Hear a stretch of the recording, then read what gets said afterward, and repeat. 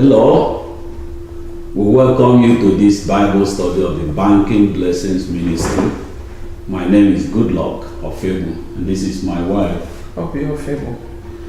We welcome you today because this is an important, every Bible study we do is important.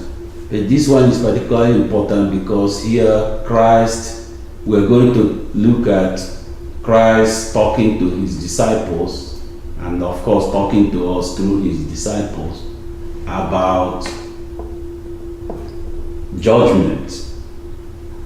He has spent time teaching us about God's purpose for our lives. He has taught us about living in the image of God, how God created human beings to interact with him and to interact among us.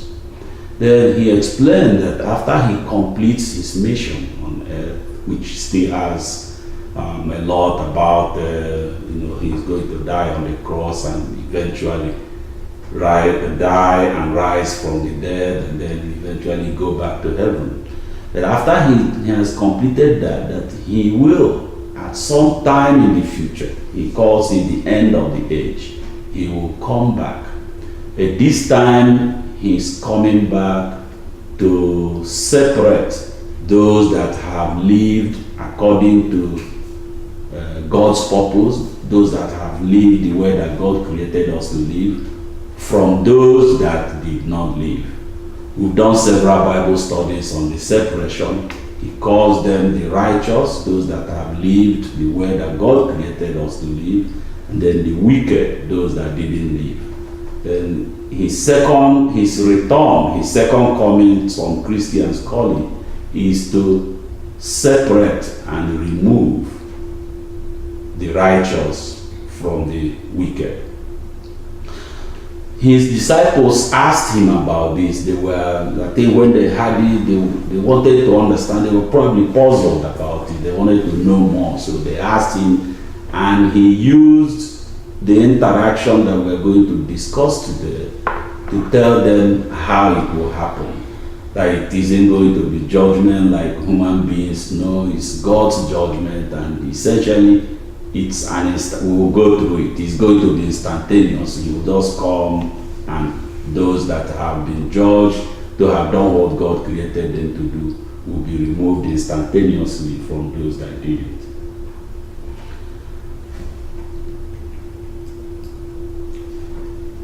We will learn, as I said, Christ gave a series of teaching to explain the meaning of judgment, the criteria for judgment.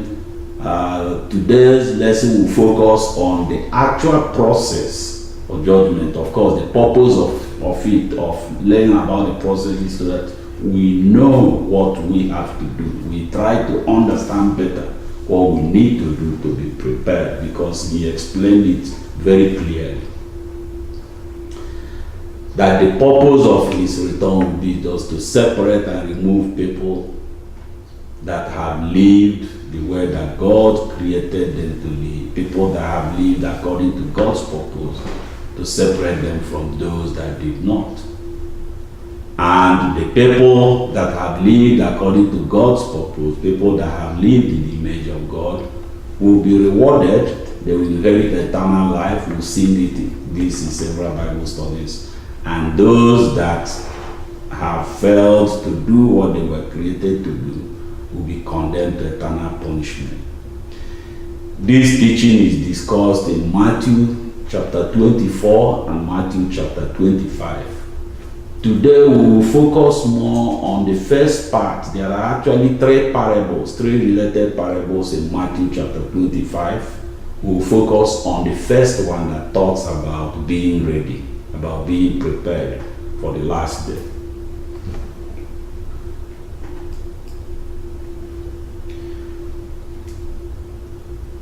Our focus is to determine what people need to do, to understand what people need to do to be ready. Christ mentioned it himself that the time is unknown. The only God. In fact, he said the angels don't know, that the Son doesn't know, that only the Father knows the time and death, and when this final separation will occur.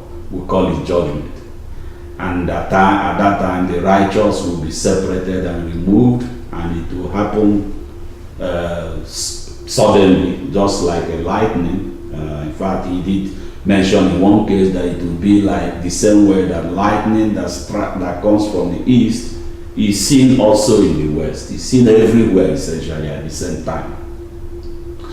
The information will come from Matthew 24 verses 26 to 51. We'll see, we are not going to read the whole thing. We'll make some selections, and then Matthew 25 verses 1 to 13. Honey, I don't know if you have an opening statement about this. We're going to focus on the parable of the 10 virgins. But prior to that, there is an interaction, a conversation Christ had with his disciples, and we'll start with that conversation. Viewers and listeners and those who connect with us, you're welcome once again. I think that today's Bible study is very important because we are all soldiers of Christ, and we are at war. The kingdom of God, we are at war with the enemy, and it's very important to remind us, from time to time, what we herald the end, so that we are not caught unawares. Just like when you are at war, it's very important for communication, there to be communication between the soldiers and their commander and commanding headquarters and all that. And more importantly, to be able to decipher, because as we remind ourselves of these things, we'll be able to know what tricks, what are the codes, what are the things that the enemy are doing that will let us know that this is the beginning of the end, or that we are at that time. So it's very important that we are not caught, unawares. Yeah. Just like we're going to learn from this Bible study. Yes.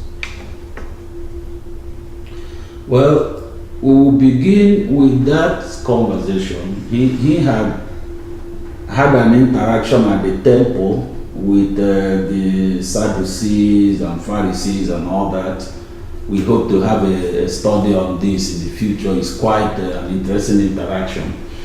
But at the end, he left the temple. Then his disciples, I think they went to Mount Olive, and his disciples came to him and asked him. He noticed that they were really worried. They really needed to know what he meant by the end of the age, what's going to happen and all that. So he basically told them, he said, well, nobody knows about the day or the time. It's going to happen suddenly. It's not going to be something that will happen gradually. So if somebody comes and tells you, they saw the Christ has come, they saw him in the desert, or he's in the inner room or something, just know that the person is lying to you, because that's not the way it will happen. That essentially it's going to be an instantaneous occurrence. Maybe his appearance coming down from heaven. We always look up and see heaven, look up towards the sky as if heaven is there. But he will come suddenly, and then at that very instant, people will be separated from where they are. That is, you could have a large group of people doing things, and a few of them, or maybe a large number of them, depending on how many of them have satisfied the requirement, which is living, being seen by God as people that have lived in His image. Then those people will be taken up. In this Bible study, we are emphasizing the aspect that talks about what we need to do, not necessarily how to recognize the end, but what we need to do to be prepared so that we are not taken unawares, so that we are ready, we are in our best behavior, sort of, when Christ arrives to make that separation. The impression that we have that there pictures that we also have used in our posts that present somebody, artist's impression of somebody sitting in the middle, and then the righteous are over here and non-righteous are over there. That's not how it will happen. People will simply be taken from where they are. God has made the judgment by the time this happens, so that at that time there isn't any.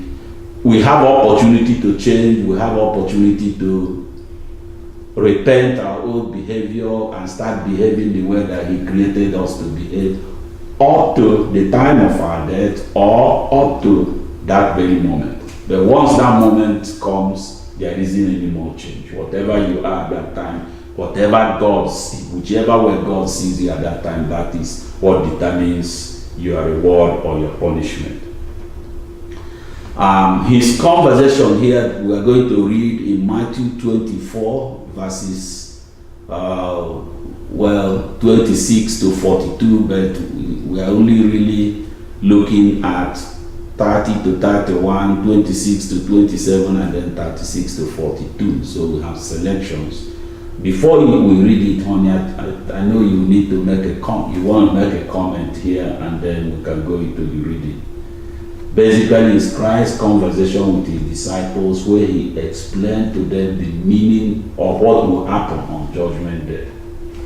Yeah, like you have said, Christ has He has categorically said that the day and the time nobody knows, and from His conversation, He has explained how it's going to happen, and what we pick from here is the need for preparedness. Yes. Like you have said, the need for preparedness. So, as we go through this Bible study, it behoves on us to think, to reflect and meditate deeply whether we are in tune with the preparedness that we need to be making, in order to be able to be on the righteous side. Yes. When the judgment trumpet sounds. So it's not anything that is going to be said to us when people tell you it's going to be on September 26th, it's going to be in December. Christ has categorically made it known that the time and day no one knows. And as He's trying to explain this to His disciples, let us put ourselves, we are His disciples of this time, let us put ourselves in their shoes and take that position and listen. Yeah. Okay, so we'll read the passage.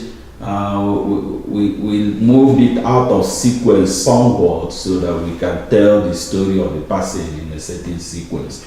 So we'll start with 30 to 31 and then go back to 26 to 27 and then jump again to 36 to 42. Okay, we'll be reading from the Gospel of according to St. Matthew, chapter 24 from the New International Version, chapter 24 verse 30. Then will appear the sign of the Son of Man in heaven, and then all the peoples of the earth will mourn when they see the Son of Man coming on the clouds of heaven with power and glory. 31. And He will send His angels with a loud trumpet call, and they will gather His elect from the four winds, from one end of the heaven to the other. Now, verse 26. So if anyone tells you, there He is, out in the wilderness, do not go out. Or here He is, in the inner rooms, do not believe it. For as lightning that comes from the east is visible even in the west, so will be the coming of the Son of Man. Now verse 36. But about that time, that day or hour, beg your pardon, but about that day or hour no one knows, not even the angels in heaven, nor the Son, but only the Father. 37. As it was in the days of Noah, so it will be at the coming of the Son of Man. For in the days before the flood, People were eating and drinking, marrying and giving in marriage up to the day Noah entered the ark. And they knew nothing about what would happen until the flood came and took them all away. That is how it will be at the coming of the Son of Man. 2 men will be in the field, one will be taken and the other left. 2 women will be grinding with a hand mill, one will be taken and the other left. Therefore keep watch, because you do not know on what day your Lord will come. So you could see the conversation, he laid it clearly. He said, look, nobody knows the time, nobody knows the date. Don't believe people that will tell you they know, or that they have predicted it, or they have seen one sign or the other. The only sign that will happen is people will see Christ coming in his glory. But by that time, in fact, it has happened, because he will send his angels to every individual that has qualified to be, that has done what he or she was created to do, and just pick people up. He gave examples how 2 people could be doing something, one person is taken and the other is left there. That's exactly the description, and he said it will happen instantaneously, giving us an example with lightning. The lightning strikes from the east, but is seen everywhere, from the west and north, and wherever you are, you see that lightning at the same time. So that is how. Then he gave example. The question then is, he was telling us this to tell us to be prepared. And he gave an example of what somebody is described as a faithful and wise servant. And what it is a man, a wealthy man, has a lot of servants, and he has a chief servant. And then he is going on a trip, and he tells the chief servant to take care, gives the household over to the chief servant to take care of, specifically telling him to feed people at the right time, feed the other servants at the right time. Then he said, the faithful and wise servant will, even though his master has left, will continue on that schedule that the master gave him. Will do exactly what the master asked him to do. Will feed the people at the right time, even though his master is not there. And then if the master comes back at any time, he is going to meet that servant, his chief servant, doing exactly what he had instructed him to do. And then he said the master will be very happy with the chief servant, will reward him richly, and appoint him to higher, give him more responsibilities in the family. Then what about the wicked servant? That the other option, that the wicked servant will take advantage of his master not being around to begin to play master himself, beat up the other servants, maybe use the time to go and drink with drunkards, and start playing master, start playing, doing whatever he wanted to do that is different, totally different from what his master had asked him to do. Then when his master comes back suddenly, because he doesn't know when his master will come back, his impression would have been, when the master is about to come back, I will get in my best behavior. But unfortunately, he doesn't know. So his master will meet him suddenly, see that he has not been doing what he was asked to do, and then treat him like a hypocrite, throw him into a dungeon where there will be weeping and gnashing of teeth. Let us read about this, Matthew 24, verses 45 to 51. If you see something before we read it, yeah? Before we actually go to reading this, something struck me in when Christ was describing, the process or the events that will happen. He made mention of the days and times of Noah. Yes. What people were doing, they were drinking, marrying and giving in marriage. Mm-hmm. And they actually did not believe what was happening. The flood came onto them. Yeah. And it just set my mind thinking, and I think is worth mentioning to our audience, that it's like the world we live in now. we actually, unless you pay attention, then you will not be able to know whether some of the signs, because Christ promised that there will be signs that will let us know that the end, we have entered that time, age. Maybe it's not yet near, but we are in those times. So there are a lot of things that are happening or that will be happening now, but many of us are in disbelief. Many of us are not paying attention to it.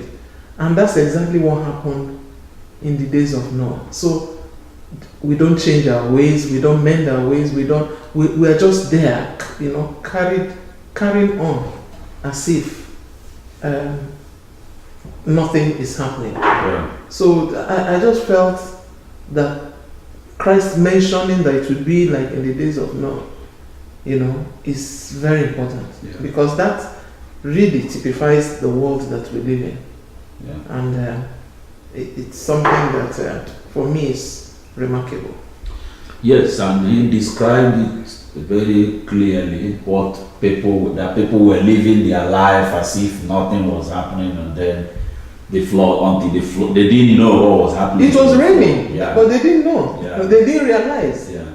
Because they were not paying attention. Because you see, flood doesn't just come like that. It just keeps growing and growing and growing, But people were not paying attention. Until he took them away. Yes. Okay, but in this passage we're going to read, he talked about what we need to do. How do you prepare yourself? What does God expect from you? And he used this the parable. Parable of the faithful and wise servant. So let us read it here. So this is in Matthew chapter 24 again, verse 45. Who then is the faithful and wise servant, whom the master has put in charge of the servants in his household, to give them their food at the proper time?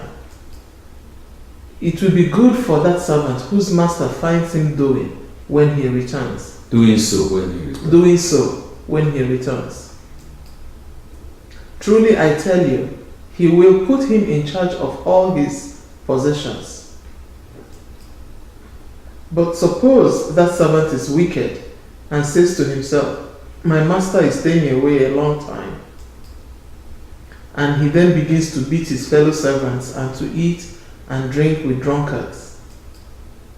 The master of that servant will come on a day when he does not expect him, and at an hour he is not aware of.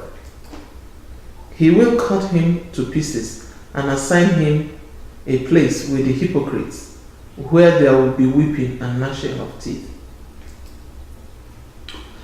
Yeah, so the basic message here is really quite simple. Said you have been assigned a responsibility. Okay? God created each of us to be his provider assistant, to be conveyor of his image. And he wants us to live. He wants this to define how we interact with each other. So if you are doing the servant that was doing what his master set him to do, made his master happy and his master rewarded him. The same thing if you do what God created you to do, which Christ has took a lot of time to explain to us in different ways. So we know what it is. And of course we get the assignment from time to time, but this is about our entire life. It's not something that happens one day or 2 days. So if you live your entire life living in the image of God, conveying the image of God in your interactions with people, then basically being somebody who God will see as performing the assignments, his assigned responsibilities, then you are like that servant that Christ described. If you don't do that, then you are like the wicked servant that he also described. Yeah. Okay. Essentially, we should be our brother's keeper. Yes. It's funny and it's remarkable that Christ did not say he left a servant to take care of his sheep or his flock, as in animals, Yeah. but he said to take care of his fellow servants. Yeah. So, you know, that's who we are. We are all children of God. It's not like he said, "Oh, take care of my belongings, take care of my investments, take care of my." He said, He left them. The master traveled and left, you know, the servant to take care of his fellow servants. So we are to be our brother's keeper. We are to take care of one another, each other, and one another. Yes.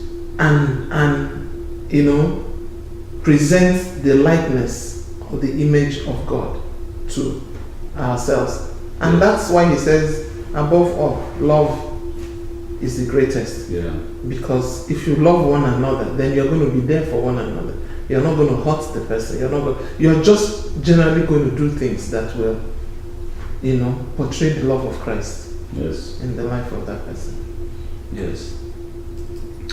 Okay, with that then he told them, because it's the same thing, even though the chapter where in Matthew has now gone one step, but it is the same interaction. So after having talked about the master-servant relationship and the interaction between the chief servant and his fellow servants, then he told them the parable of the 10 virgins. And the parable of the 10 virgins is that 10 young women that are interested in getting married, there is a bridegroom, maybe a famous bachelor or something.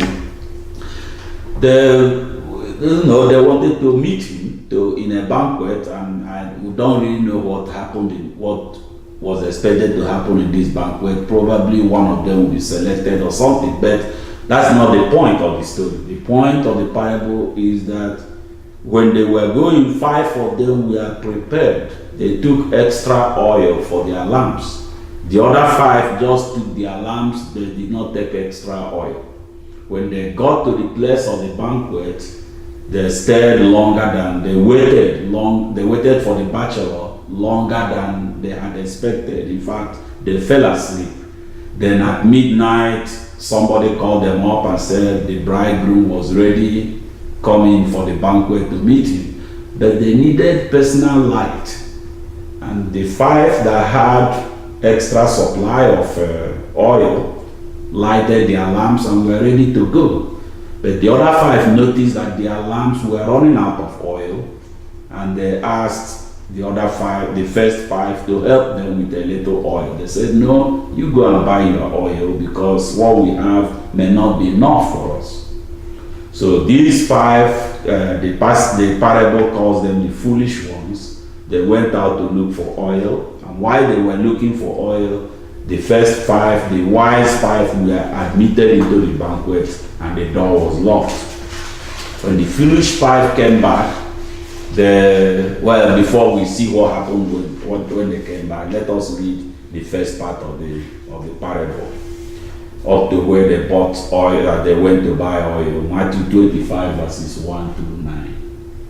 Yeah, Christ, he taught a lot in parables, and in this Bible study we can see sequentially that each aspect of what we're supposed to do for, in preparation or in our preparedness, Christ is talking about it.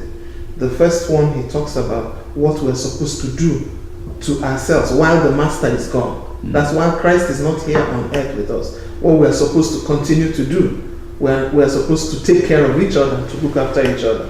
So the fact that he's not here does not mean don't do what I've asked you to do. Now, the second part, like the parable of the 10 virgins is talking about, is the need to be watchful. Yeah. Because remember, in that particular parable, the master came unannounced. So he's telling us, I'm not going to tell you when, I will return. Yeah. So there is need for you to be watchful. Yes. So that's part of what I'm going to say in this one. Yeah. So we'll be reading from Matthew 25, verse 1. At that time, the kingdom of heaven will be like 10 virgins who took their lamps and went out to meet the bridegroom. 5 of them were foolish and 5 were wise. The foolish ones took their lamps but did not take any oil with them. The wise ones, however, took oil in jars along with their lamps. The bridegroom was a long time in coming, and they all became drowsy and fell asleep. At midnight, the cry rang out, "Here's the bridegroom, come out and meet him." Then all the virgins woke up and trimmed their lamps. The foolish one said to the wise, "Give us some of your oil, our lamps are going out." "No," they replied, "there may not be enough for both of us and you. Instead, go to those who sell oil and buy some for yourselves." Okay, so the 5 girls left to look for oil, and while they were out looking for oil, the bridegroom arrived, and the first 5 were admitted into the banquet, and the door was shut. Later on, the other 5 returned and knocked on the door to be let in, and they were told, "Well, the door has been shut." Essentially, they were not ready when the bridegroom arrived. Let us read about this. You have a comment, then read. Yeah, there's always the nitty gritty in some of these things, and when you read or study these parables, you just kind of gloss over them. Now, it was announced that the bridegroom is coming. Yeah. And that was when all of them woke up. They had fallen asleep. Now, the ones that didn't have enough oil now went out to go and seek oil to buy. Yeah. And that was when the bridegroom came. Yeah. So, those of us waiting that something will tell us that Christ is about to come, and that's when we'll start living righteous, or to start living the way God has asked us to live, there may not be enough time. There won't be enough time, yeah. That's some of the things I'm reading from this, because there was an announcement that here the bride is coming, so actually preparing for his grand entrance. Yeah. And that was when the foolish virgins realized, "Oh, my lamp is going out, I don't have enough," because they did not prepare. Yeah. There was no backup in what they're doing. They were just living their lives, and their lamps were burning out. Yes. And when they went to buy, when they came back, they were not admitted. The bride had come and the door was shut. Yeah. The bridegroom came, Yes. had arrived, and the door had been shut. That's why I said there will not be enough time. Yeah. Okay. So, now let's read it from Matthew 25, verse 10. "But while they were on their way to buy the oil, the bridegroom arrived. The virgins who were ready went in with him to the wedding banquet, and the door was shut. Later the others also came. 'Lord, Lord,' they said, 'open the door for us.' But he replied, 'Truly I tell you, I don't know you. Therefore keep watch, because you do not know the day or the hour.'" That is the lesson. Keep watch, you do not know the day or the hour. And how do you keep watch? What are you supposed to do to keep watch? Well, really, what it is, we've studied this through several Bible studies. Live in righteousness. Be ready in righteousness. Living in righteousness means living in the image of God. And we in our previous study, we found that there are 2 aspects for this. 2 aspects of living in the image of God. One is you represent God in every interaction. That is, your actions radiate godliness. Your actions provide opportunities for other people to feel God. These are meanings that we discussed in the past. You come to people with truthfulness, with people believe in what you are telling them. People believe in what you do. We remember the case of David, where people said that the Lord was with him.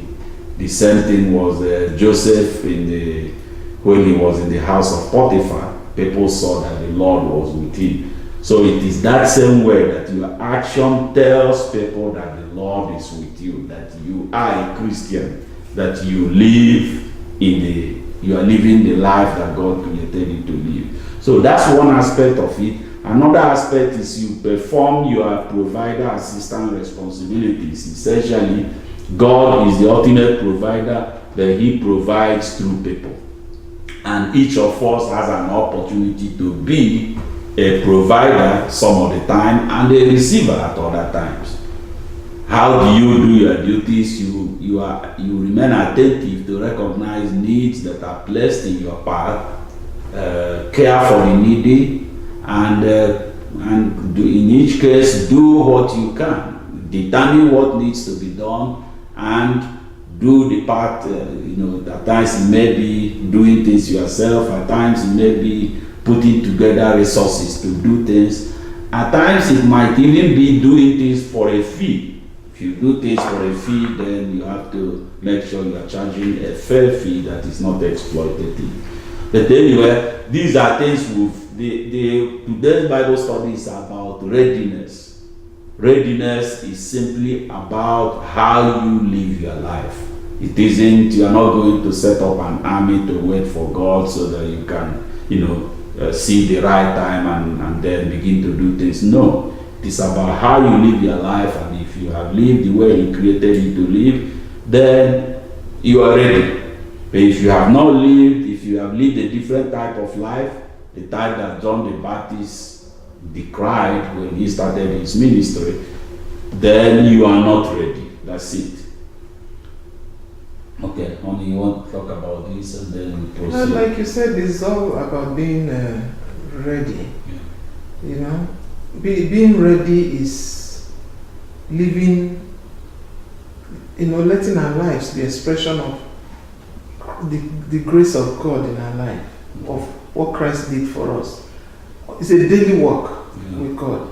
There's no break from this thing. You don't go on vacation from it. Yeah. You don't take a break from it. You don't, delegate it and say, okay, when I come back, I pick it up and stuff like that. It's it's as often as we breathe. As we breathe, it's as daily as we live. Yeah.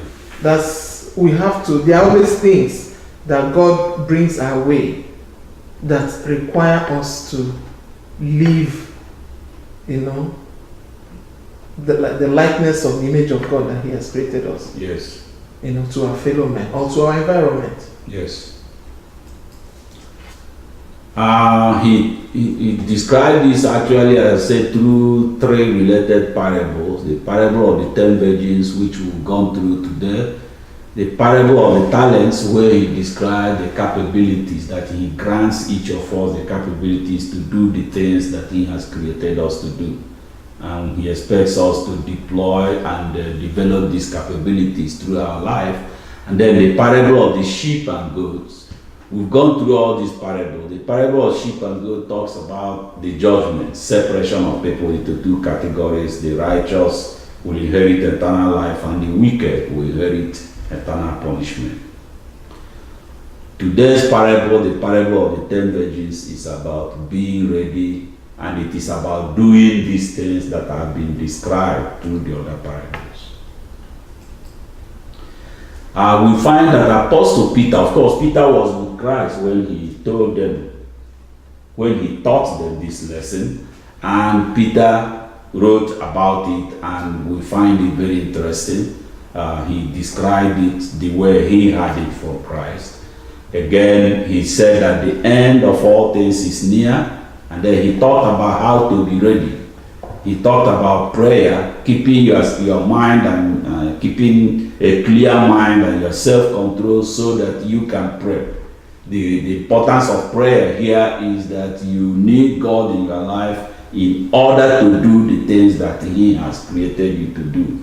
They are not things, a lot of them require that you walk at the human level, but you need spiritual strength in order to recognize what you need to do, in order to have the right, identify the right resources to do what you need to do. You need God in your life. So Peter talked about having a clear mind and self-control so you can pray.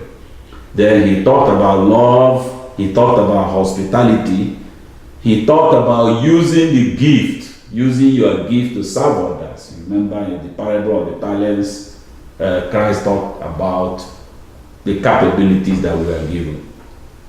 Then Peter concluded by saying, convey godliness. When you talk to people, let people feel godliness in your actions. That's living in the image of God. You can say something, then we'll tell you reading. Yeah, it's one important thing like that Peter mentioned in this thing is to love each other deeply. Yeah. Love is actually the greatest of all the virtues. It's there in the Bible. Above all this is love. Yeah. So when you love each other deeply, with the love of Christ, you find out that it will be easier for you to go on and fulfill the things you're supposed to do, in their lives. It's like when you see somebody who is carrying a heavy burden and all that for a long time. If you can imagine yourself carrying that burden for just 10% of the distance that person has to go, you will see that it will be easier for you to sympathize and give a helping hand to that person. So love actually is what Peter is preaching here. And to pray, constantly to pray. Yeah. Because we cannot do these things by ourselves. It is through prayer and constantly, coveting the presence of the Holy Spirit that we can, will help us both with self-control and clear mind, and then we can be able to convey the godliness in all our actions. Okay, so, let us read it. First Peter chapter 4, verse 7. The end of all things is near. Therefore be alert and of sober mind, so that you may pray. Above all, love each other deeply, because love conquers over a multitude of sins. Offer hospitality to one another without grumbling.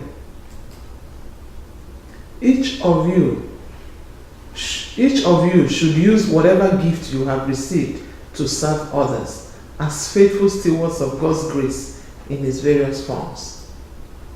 If anyone speaks, they should do so as one who speaks the very words of God. If anyone serves, they should do so with the strength God provides, so that in all things God may be praised through Jesus Christ.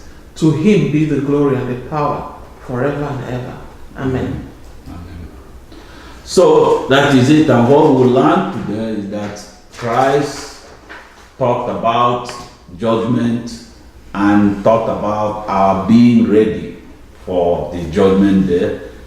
To be ready at all times, we have to live in righteousness. That's live in the image of God and fulfill our responsibilities as God's provider, assistant.